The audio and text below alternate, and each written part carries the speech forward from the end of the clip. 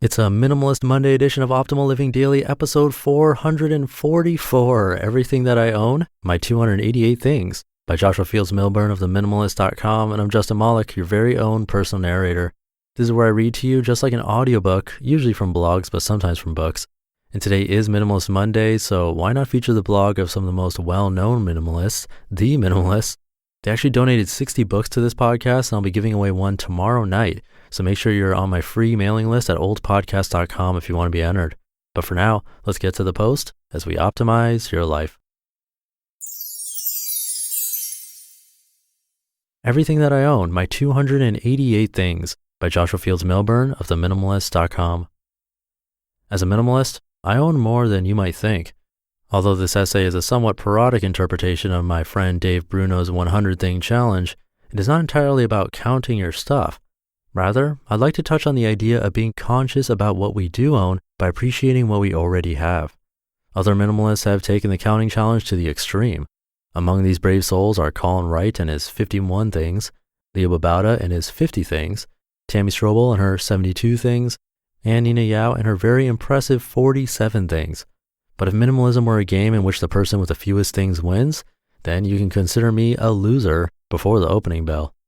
I have no desire to live with only X things, but just for fun, let's pretend to count my stuff together. Ready? Here goes.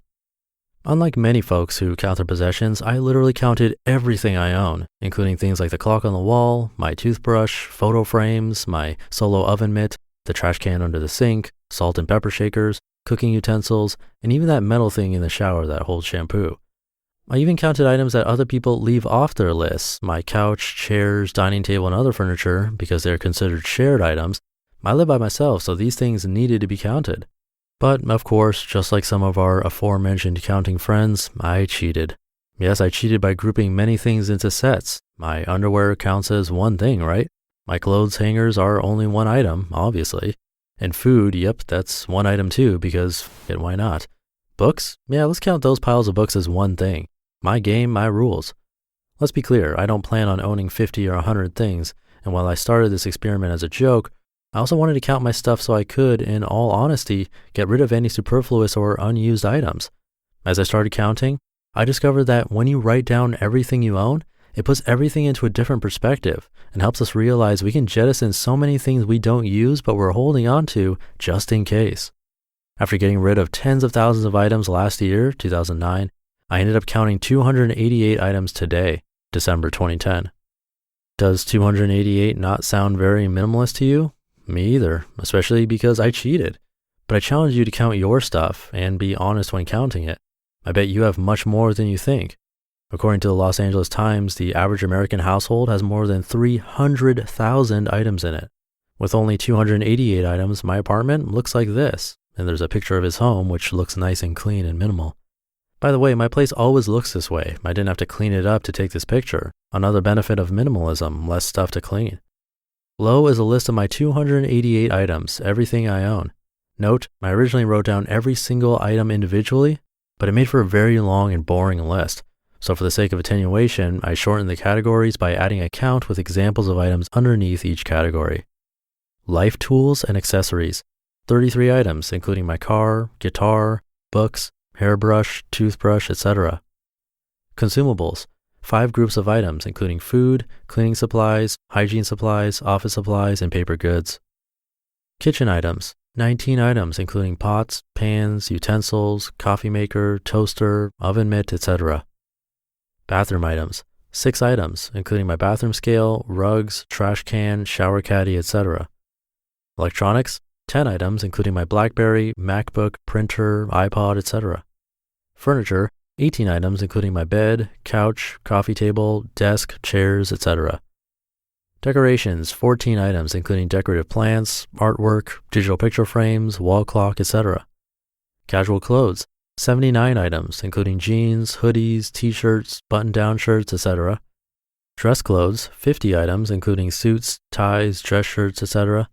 Clothes miscellaneous, 58 items including shoes, socks, underwear, belts, gym shorts, coats, etc. That's everything I own, 288 things. Count them if you'd like. The nicest thing about creating this list is that I actually use everything I own. everything serves a purpose or brings me joy. There is not a kitchen utensil or piece of furniture or article of clothing that I do not use regularly. What an amazing feeling. Yes, I know I have plenty of clothes, but rest assured, I wear every article on this list. And believe me, this year I got rid of 5 carloads of clothes, no exaggeration, that have been collecting dust in an old basement and piling up over the last decade. All of my clothes now fit nicely in my closet, and everything I own actually gets worn. Plus, it's all in one convenient place, not sitting in some storage container somewhere, which means I don't have to unpack my cold weather clothes in the winter or my summer clothes come May. How awesome is that? Most important, I'm not attached to any of my possessions. Sure, I have a favorite pair of jeans, a favorite pair of shoes, and a favorite t-shirt, but those items don't define me. I'm not attached to these things, which means I could get rid of any of them without being upset or experiencing some sort of deep existential loss. After embracing minimalism as a lifestyle, I now know that I am not my blue jeans or my furniture or my cooking utensils. I'm certain this list will change over time. Next month, I might own 284 things, and then 285 things the following month, and then maybe I'll have 190 things sometime next year, who knows. I still plan on getting rid of stuff if it's not adding value to my life, but I don't plan on updating my list every time I get rid of something. Rather, this list is a point of reference for me, an inventory of my life for December 2010. Again, the ostensible subject here, counting your possessions, is not the true subject. Counting is not the point. The point is that taking a physical inventory of your life, albeit a bit silly, is eye-opening, and it helps you get rid of unnecessary items so you can appreciate what you do have. I truly appreciate what I have now, even though I'm not attached to it. You just listened to the post titled Everything That I Own, My 288 Things by Joshua Fields Millburn of Minimalists.com. And it's funny, I was avoiding this post because I seriously thought he was going to list all 288 things, and I thought that'd make for a pretty boring blog post to read here on the show, but I finally looked into it after I heard Joshua mention it on their podcast and found the article to be really helpful. And don't forget, I mentioned at the top of the show that they donated 60 books to this podcast, and I'll be giving away another tomorrow night. If you want to be in the raffle, you just need to be on my free weekly newsletter email list, where you'll hear from me once a week with life tips, a quote, usually a picture, and any free stuff that I think is useful, like books or audiobooks, all that stuff. It's all free, and again, the next raffle is tomorrow at midnight, so make sure you join before then. Just come by oldpodcast.com and enter your email address. I'll leave it there for today. Hope you're having a great start to your week, and I'll see you in tomorrow's show, where your optimal life awaits. Hey, this is Dan from the Optimal Finance Daily podcast, which is a lot like this show, except more focused on personal finance. Justin handpicks the best posts he can find from blogs and authors like Ramit Sethi, Mr. Money Mustache, and more, and I read them to you 5 days a week. So if you enjoy this podcast, come on over and subscribe to Optimal Finance Daily too. And together, we'll optimize your financial life. You've been listening to Optimal Living Daily. Be sure to hit the subscribe button to stay up to date on each new episode, and head to oldpodcast.com, that's OLDpodcast.com, for a free gift as well as more actionable tips and resources to help you maximize your potential. Thanks for joining us, and remember, your optimal life awaits.